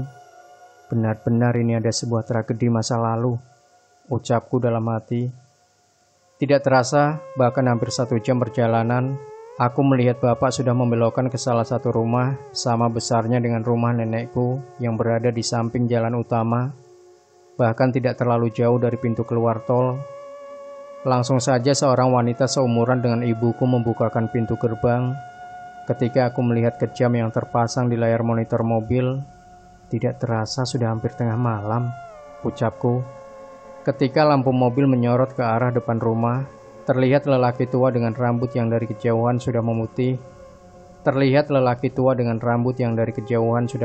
Berdiri dan tersenyum ketika bapak keluar dari mobil dan langsung memangku Kak Salsa. Tapi anehnya, aku melihat Kak Salsa dengan wajahnya mengecut dan benar saja langsung teriak sangat kencang. Bapak langsung saja berjalan dengan cepat dan aku semakin khawatir dengan kondisi Kak Salsa. Segera turun dengan ibu yang dipegang oleh wanita yang membukakan gerbang, karena terlihat langkah ibu sangat pelan. Dan aku yakin wanita itu kalau bukan anak kakek Bambang, mungkin pekerja rumah tangga di sini. Aku berjalan bareng dengan ibu. Ketika masuk, Kak Salsa sudah terduduk di kursi ruangan tengah di rumah ini, dan tidak terlihat keberadaan kakek Bambang. Aku dan ibu juga bapak sudah duduk menunggu kakek Bambang datang, dan tidak lama dibarengin wanita yang sebelumnya membantu ibu berjalan datang dengan membawakan air minum. "Lama sekali Teteh tidak berkunjung ke sini. Dulu sama seperti bapaknya Teteh, Suherman. Memang harus selalu saya yang datang ke rumah itu. Berapa lama ya? 1997 kalau tidak salah. Saya terakhir ke sana, ikut mengantarkan nenek ke tempat peristirahatan terakhir," ucap kakek Bambang sambil duduk dan membakar rokoknya. "Iya kek, Teteh tidak tahu lagi harus datang dan minta tolong ke siapa. Tidak tahu kenapa beberapa hari ke belakang aneh, mimpi ngasih minum ke bapak ini dan kakek yang sedang duduk di halaman belakang," jawab ibu. "Sudah besar-besar ya Bastian nama Salsa ini. Padahal hari di mana kalian lahir, kakek tidak pernah absen datang loh. Hehehe," ucap kakek Bambang. Aku hanya tersenyum saja mendengarkan begitu hangat ucapan dari kakek Bambang. Beda dengan Kak Salsa yang tiba-tiba selalu berekspresi seperti menunjukkan ketidaknyamanan berada di rumah ini. Tidak jarang erangan keluar dari mulut Kak Salsa tanpa ekspresi dan tatapannya yang masih saja kosong. "Sudah, biarkan saja. Aman kok. Baik-baik saja semuanya," sahut kakek sambil berpindah duduk di sebelah Kak Salsa. Kakek Bambang langsung segera mengelus-elus kepala Kak Salsa berkali-kali sambil tersenyum. Dan aku hanya menyaksikan saja. Begitu juga dengan ibu juga bapak. Andai kedekatan dulu dengan keluarga Dirman tidak sampai segitunya, mungkin kejadian itu tidak perlu tersangka untuk dijadikan kambing hitam. Nek Suherman terlalu baik. bunuh diri itu bakalan tetap terjadi. Andai kata Nek Suherman mencegahnya pun, itu sudah takdir. Sudah bukan lagi cara manusia yang bekerja, itu cara Tuhan yang bekerja sebagaimana mestinya. Tapi sayang kejadian itu harus Nek Suherman yang menjadi kambing hitam. Ucap kakek Bambang dengan perlahan dan tidak hentinya mengusap-usap rambut Kak Salsa yang masih saja mengeluarkan suara erangan. Aku memperhatikan dengan jelas dan baik-baik apa yang dikatakan kakek Bambang. Walau pertemuan ini yang pertama bagiku, tapi melihat ibu dan ayah sebegitu dekatnya, "Kek, aku yang mendengar, sebenarnya kenapa?" Ucap ibu sambil meneteskan air mata. Jawaban Teteh akan sama dengan saya. Itulah kenapa saya selalu menganggap Teteh dan Bapak sampai sekarang seperti anak saya. Walau saya tidak semudah dulu segalanya, jawab kakek Bambang. Aku melihat jam di ruangan tengah ini sudah hampir jam 1 dini hari. Dan semenjak sore Kak Salsa masih saja seperti ini. Bahkan aku benar-benar khawatir dengan keadaannya. Apalagi ingat omongan Silvi bahwa itu sepenuhnya bukan Kak Salsa, melainkan makhluk lain. Teteh tahu kan, kehamilan Teteh mengandung Salsa adalah kebahagiaan keluarga besar Teteh. Apalagi kakak-kakak Teteh belum mempunyai anak dari istrinya masing-masing. Kebahagiaan untuk keluarga Teteh tidak sama dengan yang dirasakan keluarga Dirman Teh. Apalagi mereka hanya memiliki satu anak perempuan. Mempunyai keturunan adalah impian dari sebuah keluarga Teh. Tapi sayangnya persekutuan itulah yang menyebabkan sampai seperti sekarang. Ucap kakek Bambang perlahan dan sambil tersenyum. Bapak tidak berkata apapun, sama denganku, hanya diam dan mendengarkan dengan baik. Kenapa haru dan selalu kepada keluarga Teteh, Kek? Ini bukan salah keluarga Teteh sepenuhnya, Kek. Ucap ibu sambil meneteskan air mata. Obrolan malam ini mungkin sebelumnya tidak pernah aku pikirkan sama sekali. Apalagi ini adalah hal pertama aku harus dan keadaan sendiri yang membuatnya harus seperti ini mengetahuinya. Kakek Bambang hanya diam tidak menjawab dan terlihat memejamkan mata, lalu mengusap rambut Kak Salsa berkali-kali dengan sedikit menggunakan tenaga. Aku ingin anak ini. Anak ini sudah aku tunggu kembali. Lucu sekali, manis. Ucap Kak Salsa untuk pertama kalinya setelah sekian jam tidak berbicara sama sekali. Tapi suaranya jelas bukan suara Kak Salsa yang sebelumnya aku tahu betul Kak Salsa seperti apa. Tangannya seperti menggendong bayi mengayunkan berkali-kali. Ya, ini makhluk yang sebelumnya Silvi katakan, ucapku dalam hati. Ini bukan anakmu. Jatah hidupmu sudah selesai. Kamu hidup dengan dendam kamu, berakhir dengan keputusan. Jangan jadikan anak ini adalah alasan kamu datang kembali, ucap kakek Bambang. Ibu hanya melihat Kak Salsa dengan air mata yang sedari tadi tidak berhenti turun membasahi pipinya. Sementara ayah sama denganku hanya memperhatikan. Sok tahu kamu, bajingan. Anak ini milikku sekarang, akan ikut denganku. Aku sudah punya perjanjian dan dia sudah memberikannya kepadaku. Jawab makhluk itu dengan membentak yang masuk ke dalam tubuh Kak Salsa. Kakek Bambang tidak berkata apapun lagi, langsung mengusap punggung Kak Salsa dengan keras dan langsung mengusap wajah Kak Salsa. Dengan sendirinya Kak Salsa tertidur begitu saja di pangkuan kakek Bambang. Terlihat di wajahnya keringat mulai bercucuran dengan sendirinya. Saya sengaja dari datang tidak langsung mengeluarkan makhluk itu. Makhluk itu masih ada di sini, menunggu Salsa lemah dan sadar. Sebelum semua badannya tertutup, bakalan seperti ini lagi selamanya. Ingat saja maaf Teh, kepergian Nek Suherman sebelumnya, ingat sama persis seperti ini. Ucap kakek Bambang. Ingat betul Kek, kerasukan selama 2 hari dan seminggu setelah kejadian itu. Ibu pergi, jawab ibu sambil meneteskan air mata. Bastian, siapa yang masuk ke dalam rumah itu? Kamu, Kak Salsa atau siapa? Tanya kakek Bambang. Aku yang sedang memperhatikan tiba-tiba kaget dengan pertanyaan kakek Bambang yang secara tiba-tiba. Tidak Kek, aku dan Kak Salsa sepakat mengikuti peraturan yang Mayayak berikan. dan tidak pernah sama sekali masuk dan membuka gerbang itu, jawabku dengan perlahan. Walau aku dan Kak Salsa juga temanku Anton mengalami hal-hal aneh dari rumah sebelah. Entah itu gangguan atau apa, aku tidak benar-benar tahu, jawabku lagi meneruskan. Obrolan di ruang tengah dengan sedikit tenang, apalagi melihat Kak Salsa sudah tertidur di bangkuan kakek Bambang sedikit lega. Walau perkataan makhluk itu masih ada di sini, tentu membuat aku cemas. Dengar teh, saya rasa-rasa kita sepakat dan paham kalau yang sudah melakukan perjanjian dengan memberikan salsa kepada makhluk itu, siapa orangnya. Dan Bastian saya rasa benar-benar jujur, sesuai apa yang siang tadi kita obrolkan, jawab kakek Bambang. Ibu dan bapak hanya mengangguk berkali-kali, sementara aku belum mengetahui apa yang sebelumnya ibu obrolkan. Tidak apa-apa, Bas. Sudah waktunya kamu tahu juga, ucap ibu. Baru saja ibu akan menjelaskan panjang, kakek Bambang memotong dengan mengusap kembali wajah Kak Salsa, dan terlihat Kak Salsa membuka matanya perlahan, sangat pelan. Segera kakek Bambang memberikan minum, dan Kak Salsa sangat sayu seperti sangat kelelahan, sambil meminum air yang disodorkan oleh kakek Bambang. Ibu, ucap Kak Salsa. Segera ibu memeluk Kak Salsa dengan sangat lembut sambil menangis. Aku ikut senang sekali dengan apa yang aku lihat, karena sebelumnya kekhawatiran dan pikiran tidak baik silih berganti bergelut dalam perasaanku sendiri. Lanjutkan teh, apa yang mau teteh ucapkan barusan, biar Bastian juga Salsa dengar dan tahu.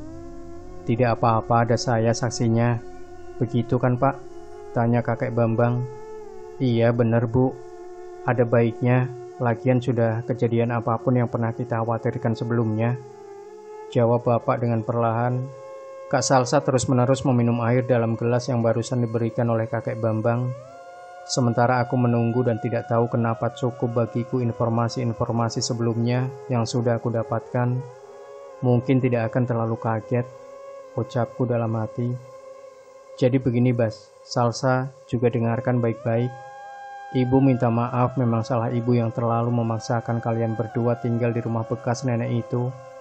Awalnya ibu terpengaruh dengan omongan Mang Yaya, karena ketika mendengar penjelasan Mang Yaya, tidak pernah ada gangguan apapun setelah 14 tahun lamanya. Ibu dan kedua kakak ibu pergi dari rumah itu. Kenyataannya sekarang terbukti ibu salah besar dan hampir kehilangan Salsa dengan cara yang sama, walau waktu yang berbeda.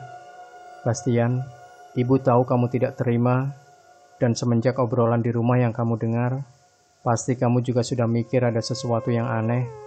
Dan ini Bas, yang selama ini ibu khawatirkan terjadi, ucap ibu sangat perlahan. Aku hanya mengangguk saja, sementara kakek Bambang tersenyum dengan penjelasan awal dari ibu, lalu masa lalu dan segala kejadian yang sudah ibu bilang, dan juga barusan kakek Bambang jelaskan. Bagaimana itu Bu? Aku bakalan paham, bagian ini harus jelas, sehingga aku juga paham, ucapku dengan tenang. Dulu ketika ibu gadis dan kedua kakak ibu, Haman dan Yadi sudah dewasa, anak pertama Ibu Dirman dan Pak Dirman seumuran dengan ibu, bermain bersama, dan segalanya bersama. Apalagi kakek kamu yang berbisnis di luar kota dengan kakek Bambang yang sekarang ada di hadapan kamu ini sekarang, jarang pulang, dan sekalinya pulang tidak pernah lama. Akhirnya kedekatan nenek dengan Ibu Dirman begitu dekat, karena ibu dan nenek hanya tinggal berdua. Apalagi ketika berdua kakak ibu sudah bekerja di luar kota juga, ucap ibu menjelaskan. Benar Bas, Salsa, kakek ini adalah saksi hidup keluarga kalian, ucap kakek Bambang sambil tersenyum dan berpindah tempat duduk, kemudian membakar rokoknya. Waktu itu ibu menikah dengan bapak, dan 1 tahun kemudian lahirlah Salsa. Anak Ibu Dirman, Maya, juga sama, tidak lama menikah. Semua baik-baik saja sampai ketika ibu hamil Salsa. Ibu Dirman tidak sabar menunggu kehamilan anaknya yang sama. Namun sampai Salsa lahir, Maya tetap belum hamil, dan Ibu Dirman sangat menunggu hal itu, sampai Salsa dianggap seperti cucunya Ibu Dirman, sambil menanti kehamilan anaknya. Pintu gerbang itulah yang sengaja dibuat oleh Ibu Dirman dari dulu, agar semakin dekat dan mudah hubungan kedekatan dengan keluarga nenek, ucap ibu sambil mulai menatap kosong. Aku mulai paham dengan penjelasan ibu sampai sini, apalagi soal kedekatan dan sampai gerbang yang menghubungkan dua rumah 096 dan 097 menjadi berdekatan. Lalu Bu, ucapku karena menunggu ibu tidak melanjutkan omongannya. Lalu sampai di tahun kelahiran Salsa, Bapak Dirman suami Ibu Dirman meninggal. Dan ibu sumpah mendengar omongan ini dari nenek, meninggalnya Pak Dirman karena bersekutu dengan makhluk lain lewat orang pintar, karena tuntutan ingin anaknya segera hamil. Jawab ibu sambil meneteskan kembali air matanya. Kepergian itulah yang membuat Ibu Dirman bukannya menjadi sadar dan menerima bahwa semua itu adalah urusan pencipta, malah semakin menjadi meminta pertolongan hal-hal lain dan bersekutu dengan makhluk lain. Dan karena stres juga pikiran juga tuntutan, ibunya yang mengelola usaha. Karena gengsi juga, tekanan pada Maya semakin besar di tahun itu, dan hanya nenek yang menjadi saksi setiap kejadian itu. Dan ibu adalah tempat di mana nenek bercerita, sampai akhirnya Maya mengakhiri hidupnya ketika ibu mengandung kamu, Bas, dengan cara gantung diri di halaman belakang rumah. Kejadian itu yang menjadi saksi utamanya adalah nenek kamu, ucap ibu menjelaskan dengan perlahan. Sontak kabar hampir satu kota ramai, apalagi keluarga Dirman orang terpandang, dan sayangnya nenek dituduh oleh Ibu Dirman tidak bisa menjaga anaknya Maya, sehingga bunuh diri. Sementara memang Maya sangat dekat dengan nenek kamu, Bas. Hari di mana kamu baru lahir 2 hari, Nek Dirman meninggal karena kecelakaan fatal. Sementara banyak saksi melihat memang kejadian itu sangat aneh, dan menjadi cerita ramai sampai satu kota mengetahuinya di tahun itu, ucap ibu. Aku hanya terdiam dan kaget sekali dengan apapun yang barusan aku dengarkan baik-baik, walau kenyataannya dulu sampai seperti itu. Bastian baru tahu sekarang, Bu. Kenapa? Tanya aku penasaran.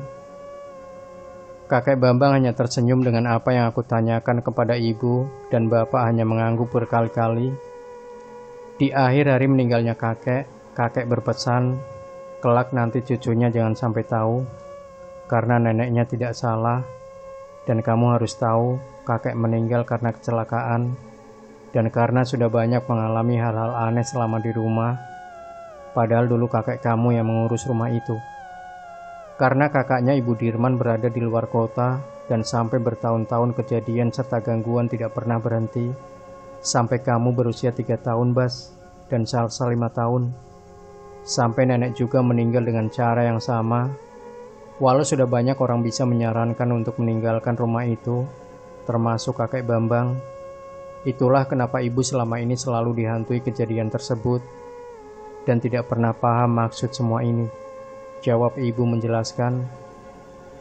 Seketika ada perasaan marah pada kejadian perginya kakek dan nenek dengan cara seperti itu. Sementara di sisi lain semuanya sudah terjadi. Kak Salsa hanya tersenyum mendengarkan obrolan ibu, dan anehnya senyumnya kembali bukan seperti biasa. Biarkan dulu saja teh, suruh dia mendengarkan juga, ucap kakek Bambang. Masuk lagi, ucapku dalam hati. Ibu hanya mengangguk saja, seolah mengerti apa yang dikatakan kakek Bambang. Kemudian ibu pergi dari rumah itu, dan kakak-kakak ibu juga setuju untuk menjualnya. Selama belasan tahun itu juga tidak pernah laku 2 rumah yang saling berdempetan itu. Dan selama itu juga, Mang Yaya yang dulunya tukang kebun menjaga rumah itu, dan ibu melarang untuk kembali masuk ke dalam rumah itu, ucap ibu. Tiba-tiba ibu berkata seperti itu, tidak boleh masuk. Lalu ibu pergi ke kota bapak kamu, Bas, tinggal di sana. Dan akhirnya keinginan pada Salsa terjadi lagi. Setelah ibu yakin Mang Yaya melakukan persekutuan, walau kakek Bambang tetap menyarankan, ibu berbaik sangka dulu, ucap ibu. Dan tidak lama disusul oleh tertawa yang sebelumnya aku dengar ketika di dalam mobil kembali keluar dari Kak Salsa, dan jauh menakutkan. Kakek Bambang yang kaget juga segera merangkul Kak Salsa dan mengelus-elus kembali seperti waktu sebelumnya. Lanjutkan saja teh, ucap kakek Bambang. Ya, setelah sekian lama, akhirnya makhluk yang sebelumnya mengganggu keluarga besar ibu kembali dengan tujuan yang sama. Tapi itu kesalahan ibu sendiri, Bas. Maafkan ibu, ucap ibu kembali menangis. Bapak dan aku tidak kembali bicara. Aku yang sudah mengetahui singkatnya penjelasan dari ibu sedikit tenang. Kejadian masa lalu itu benar-benar di luar dugaanku. Kak Salsa yang kembali tersenyum-senyum aneh dengan mata yang tertutup, kembali biasa lagi. Malam sudah larut sekali. Ada baiknya kalian istirahat saja dulu sini teh. Besok kita bicarakan lagi baiknya seperti apa, ucap kakek Bambang. Kondisi Salsa kek? Tanya bapak. Tanya bapak jelas sangat khawatir. Nanti besok kita lihat ya. Sudah, kalian istirahat di kamar sana. Wati sudah menyiapkannya, ucap kakek Bambang sambil menunjuk salah satu kamar. Biar kakek sama Salsa sama Bastian ngobrol dulu ya teh, ucap kakek Bambang. Ibu dan bapak sangat percaya sama kakek Bambang sehingga mendengarkan saran kakek Bambang dan segera ke kamar untuk istirahat. Sementara ayah memarkirkan mobil terlebih dahulu dan kembali ke kamarnya. Aku melihat jam sudah 2 dini hari. Kakek Bambang terus saja mengusap-usap rambut Kak Salsa seperti sebelumnya sudah dilakukan. Bas, ngerokok? Tuh kalau suka bakar aja, ucap kakek Bambang. Iya kek, ucapku sambil menerima tawaran kakek Bambang. Bas, kakek tahu umuran kalian ini kan sama dengan umuran cucu-cucu kakek. Jiwa penasaran dan rasa ingin tahu adalah hal yang wajar. Kamu bisa ambil kesimpulan dari cerita ibu itu kan? Memang tidak masuk akal jika logika yang dipakai untuk menafsirkannya. Tapi kenyataannya seperti itu, Bas, ucap kakek Bambang. Iya kek, Bastian paham. Tapi apa benar nyawa dan dendam taruhannya kek sampai saat ini? Tanya aku dengan perlahan. Karena tidak ada ibu dan bapak, aku jadi bisa selepas mungkin mengobrol dengan kakek Bambang. Kakek Bambang hanya mengangguk dan tersenyum. Telat saja 2 malam, sudah Kak Salsa tidak akan tertolong. Ada orang yang masuk ke rumah itu dan menyetujui membantu dendam yang selama ini membuatnya gentayangan belasan tahun lamanya. Akhirnya seperti ini, ucap kakek Bambang. Aku yakin ini Mang Yaya dibalik semuanya ini, apalagi aku pernah melihatnya keluar dari rumah itu. Baru saja aku akan menyebutkan nama Mang Yaya. Sudah, kakek juga tahu. Simpan baik-baik saja apapun yang kamu tahu siapanya orang itu. Bukan jatah kita untuk berprasangka buruk. Semoga saja bukan dia, ucap kakek Bambang. Tidak lama Kak Salsa membukakan matanya lagi dan kakek Bambang langsung mengusap wajah Kak Salsa dengan bacaan ayat-ayat yang aku dengarkan. Alhamdulillah, ucap kakek Bambang. Bas, ajak Kak Salsa istirahat di kamar sebelah saja dengan Bastian, pesan kakek. Sudah, lupakan apapun yang sudah kalian alamin. Itu bukan salah kalian. Memang ada yang mengingatkan hal ini terjadi, ucap kakek Bambang. Segera aku dan Kak Salsa berjalan ke kamar. Di dalam kamar setelah Kak Salsa melepaskan jaketnya dan terbaring tidur, aku masih saja melamun, masih tidak percaya masa lalu terjadi sebuah kejadian yang bisa seperti itu. Bas, kakak lemas. Kakak gak kuat pengen tidur. Kakak gak tahu apa yang terjadi, ucap Kak Salsa. Iya udah Kak, tidur aja. Baca doa sebelum tidurnya, ucapku. Aku melihat matanya sedikit demi sedikit terpejam. Segera aku melihat HP dan melihat pesan masuk dari Silvi 15 menit yang lalu menanyai kabar. Dan aku balas sangat panjang dengan apa yang terjadi. Nanti Bas, kabarin lagi besok ya, jawab pesan dari Silvi, dan aku juga kaget dengan balasan itu. Apa dia belum tidur? Ucapku. Lelah dengan segala yang terjadi, dengan segala yang aku ketahui sekarang, aku berpikir, memang dari awal semua bertanda dan informasi mengarah ke rumah itu dengan satu persatu dibukakan dan aku ketahui. Walau banyak yang sebelumnya menjadi pertanyaan, hari ini sampai berganti hari semuanya terjawab dengan sendirinya. Pagi hari aku dibangunkan oleh suara ibu dan Kak Salsa masih saja tertidur dengan lelapnya. Setelah mandi dan makan, kakek Bambang dan bapak sudah ada di depan halaman depan rumah. Bas, tidak apa-apa. Kakek Bambang barusan menyarankan kalian tinggal di sini saja. Nanti ayah setuju menyuruh dulu saudara kakek Bambang mengantar jemput kalian ke kampus, sambil kamu belajar nyetir. Ucap ibu di meja makan mengobrol denganku. Kakek Bambang memang tinggal sendirian, Bu? Tanyaku. Iya, setiap akhir pekan 4 anaknya silih berganti berkunjung ke sini. Dan Bi Wati yang mengurus semua rumah dan keperluan kakek Bambang, jawab ibu. Selama itu yang terbaik tidak apa-apa, Bu. Tapi barang-barang dan semuanya gimana? Termasuk si Kukut? Tanyaku. Hari ini bapak urus semua dan ibu sudah telepon Mang Yaya tapi tidak diangkat. Nggak apa-apa, ibu suruh datang aja ke rumah langsung, ucap ibu. Setelah makan, kakek Bambang yang merasa kasihan dengan kondisi sekarang mengatakan hal ini adalah solusi biar sambil kondisi Salsa juga terkontrol sama kakek Bambang dan lagiannya bisa mengisi rumah, jadi tidak berdua saja dengan Bi Wati. Seharian penuh aku bercerita dengan kakek Bambang soal bisnis perkayuannya dulu dengan kakekku, dan itu sangat seru sekali. Sementara ibu lebih mengurus kondisi Kak Salsa, sembari menunggu bapak kembali dengan saudara kakek Bambang membawa semua barang-barangku dan Kak Salsa di rumah nenek itu. Kek, apa kejadian yang sama kelak akan menimpa anakku dan Kak Salsa jika udah berumah tangga? Tanya aku tiba-tiba. Selama masih satu keturunan, kemungkinan seperti itu. Perjanjian dulu keluarga Dirman sehidup semati, bukan sepele itu. Apalagi dibangkitkan oleh rasa penasaran dan dendam lengkap sekali, Bas. Dijual pun rasanya 2 rumah itu sulit, kecuali diratakan terlebih dahulu, dengan syarat-syarat yang sangat rumit, jawab kakek Bambang. Sore datang berbarengan dengan kedatangan 2 mobil yang membawa barang-barang dan kembali merapikan dan menempati kamar yang semalam aku tempati, dan Kak Salsa di tempat semalam ibu dan bapak beristirahat. Akhirnya suasana rumah tidak akan sepi lagi, ucap kakek Bambang. Dan malamnya, bapak dan ibu diantarkan oleh saudara kakek Bambang pulang dengan menggunakan bis menuju rumah. Bapak cerita selama mengambil barang di rumah nenek, tidak bertemu dengan Mang Yaya sama sekali, dan kondisi rumah belum rapi, masih sama seperti malam kemarin ditinggalkan.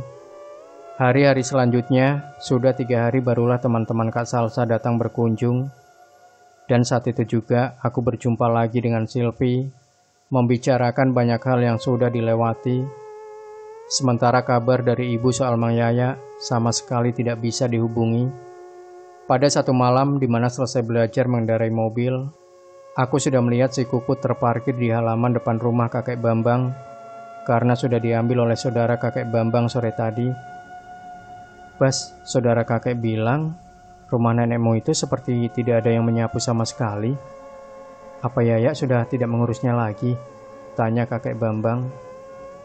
Aku segera memberitahu ibu soal itu, dan ibu tetap tidak bisa menghubungi Mang Yaya. 1 minggu kemudian setelah Kak Salsa dalam kondisi terbaiknya, aku bisa melakukan aktivitas ke kampus dengan selalu mengendarai mobil ayah bareng dengan Kak Salsa. Bas, apa Mang Yaya baik-baik saja? Tanya Kak Salsa ketika sedang berada dalam mobil menuju kampus. Tidak tahu Kak, sudah 1 minggu tidak ada kabar. Kata ibu sih begitu. Jawabku yang fokus menyetir karena baru saja lancar mengendarai mobil. Hari terus berganti dan segala hal-hal tentang baik-baik saja terus terjadi. Apalagi kedekatanku dengan Silvi juga berjalan normal. Apalagi setelah Kak Salsa mengetahuinya, dan setelah aku bicara sama kakek Bambang, mengiyakan kalau Silvi memang mempunyai kelebihan lain dalam dirinya. Tepat 1 bulan kepindahanku ke rumah kakek Bambang, siang hari aku mendapatkan kabar dari ibu yang sedang di dalam perjalanan dengan bapak menuju rumah Mang Yaya, dan menyuruhku datang dengan Kak Salsa menggunakan mobil juga. Untungnya aku masih berada di daerah kampus dan sudah bersama Kak Salsa. Kok tumben Bu? tanya Kak Salsa setelah HP aku berikan pada Kak Salsa. Kak Salsa hanya mengangguk saja dan tidak bicara apapun lagi dan memberikan HP yang sudah tertutup teleponnya kepadaku. Ibu 15 menit lagi sampai rumah Mang Yaya. Ayo segera ke sana, Bas, ucap Kak Salsa. Aku dan Kak Salsa selama perjalanan hanya diam tanpa obrolan sama sekali. Bas, Mang Yaya meninggal, ucap Kak Salsa. Innalillahi, jawabku kaget dan tidak lama sampai di rumah Mang Yaya dan sudah banyak orang silih berganti orang-orang berdatangan. Dan sampai aku, Kak Salsa, ibu dan bapak mengantarkan ke tempat pemakaman umum, akhirnya memutuskan untuk ke rumah kakek Bambang. Sampai di rumah kakek Bambang juga kaget dengan kabar yang ibu berikan tentang meninggalnya Mang Yaya. Apalagi ibu yang melihat kondisi terakhir Mang Yaya sebelum dikebumikan. Ada bekas cekikan di bagian lehernya Mang Yaya yang sangat jelas sekali. Yaya orang yang semenjak dari dulu adalah kepercayaan keluarga kalian. Tidak pernah menikah sampai usianya terakhir ini. Sayang godaannya memang besar memiliki ilmu seperti itu, tapi harus berakhir dengan hal sama, ucap kakek Bambang. Malam itu juga ibu kembali pulang. Dengan kepergian Mang Yaya selamanya itu, tidak lama dari kejadian yang menimpa Kak Salsa, membuat pertanyaan aneh yang sudah lama aku pendam. Setelah ibu pulang, aku langsung duduk di halaman depan dengan kakek Bambang. Aku melihat Mang Yaya keluar dari rumah 096 itu, kek. Penyebab kematiannya apakah itu? Tanyaku langsung. Kalaupun iya, sudah tidak ada. Dan itu resiko siapapun juga yang bersekutu selain kepada Allah akan mendapatkan balasan yang setimpal, Bas. Maafkan saja dan doakan sudah, ucap kakek Bambang dengan sangat bijaksana. Sebuah tragedi masa lalu yang sudah aku ketahui itu, kenyataannya memang menghantui keluargaku berbelas tahun lamanya. Tapi pada saat ini, kejadiannya kembali, dan kembali harus memakan korban, karena aku yakini Mang Yaya dalang dari semua ini. Walau yakinku belum tentu benar, dan bisa saja salah.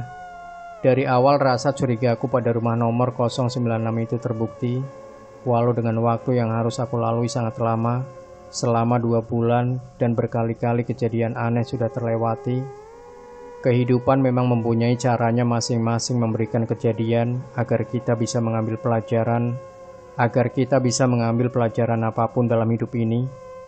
Kedekatan nenekku dengan keluarga Dirman adalah malapetaka masa lalu yang terjadi. Orang yang paling dekat dengan kita kadang bisa menjadi orang yang paling berbahaya ketika melibatkan hal-hal lain di luar akal pikiran manusia normal, bahkan bersekutu dengan makhluk lain. Syirik merubah segalanya, dibantu dengan keadaan makan setan, bisa bermain di dalamnya dengan bebas, memangkas logika, dan membunuh perasaan nurani. Dan tahun ini adalah tahun di mana selalu aku ingat, tahun di mana keluarga adalah segalanya, juga tahun di mana tragedi di masa lalu itu aku ketahui. Sehingga sebab dari akibat yang terjadi hanya sebatas pertanyaan. Sekarang aku mendapatkan jawabannya. Demikian sahabat Sejuta Kisah, jangan lupa berikan komentar Anda, like, share video ini, subscribe channel Sejuta Kisah, dan kembali nantikan cerita-cerita misteri terbaru dari kami. Wassalamualaikum warahmatullahi wabarakatuh.